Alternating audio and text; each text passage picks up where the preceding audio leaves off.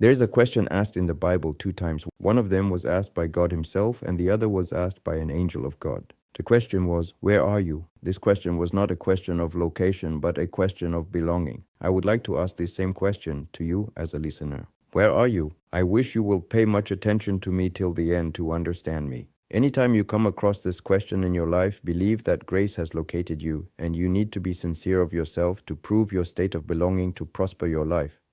In Genesis 18:1-3, 3 angels had an assignment from God to deliver a message. On their way, they made a stopover at the corridors of Abraham. Why? Because grace was found in his house. When grace finds you, God will cause whatever it takes to draw your attention. Sometimes you may do something unintentional, but little will you know that this little thing you have done is to bring God into your life for a breakthrough. The angels were passing by, but how did Abraham get to know that they were thirsty or hungry? The indwelling love of God in him was quickened. In verse 3, Abraham was quickened in his spirit that these people have journeyed for a long time and needed some rest. Doing good is sometimes difficult, yet if you open up to do that, God in his mercy shall change that into a miracle in your life. That little recognition changed the destiny of Abraham for good to answer his prophetical destiny. Also in verse 9 of the same chapter, the angels asked, "Where is Sarah?" It means Sarah has left from the radial favor and glory of God. Even though she was with God all right, yet she was out of God's radial. Her heart was on something else. Darkness had taken hold of her. Hence, where is Sarah, your wife? The angel knew definitely where she was, but their question was to draw her attention that she was going astray and needed to turn back. It's just like when God asked Adam, "Where are you?" Of course, God knew where he was, but to draw his attention that he has taken a journey leading him astray and need to come back. His question of his whereabouts brought grace on him to cause God to remove the fig tree leaves on him to give him the garment of a sheepskin. Similarly, such grace was found on Abraham and Sarah to prophesy to them, "I shall return at the time of life, and your wife Sarah shall have a child." The angels proved in verse 10 and 14 that there is a difference between the time of life and the appointed time of God.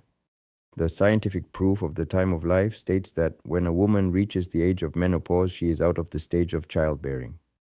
But the appointed time of God surpassed them all. The appointed time causes things that are not as they are. It makes impossible things possible. It proves science wrong on their scientific knowledge. However, in verse 12, Sarah laughed because she looked at her strength to agree with the scientific proof of the time of life. But in verse 14, God said, "At the appointed time she will bear a child." He is God and has the power to change the season of the time of life unto his appointed time.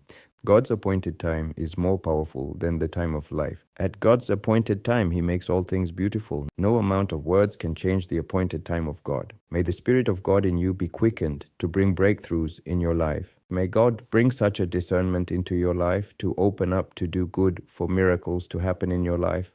Maybe things might have been delayed in your life. You might have prayed for something for a long time without any results. My question again is, where are you? You may be giving up on something because there are no signs of breakthrough. I promise you that don't go astray to give up on God. But remember that God is bringing this message to you to ask your whereabouts. Remember again that his question was not on location but belonging. God's grace has found you today to prove to you that his appointed time is at hand to break your time of life. Reason with God today and discern from him. Open up with him and he will direct your path. Stay blessed.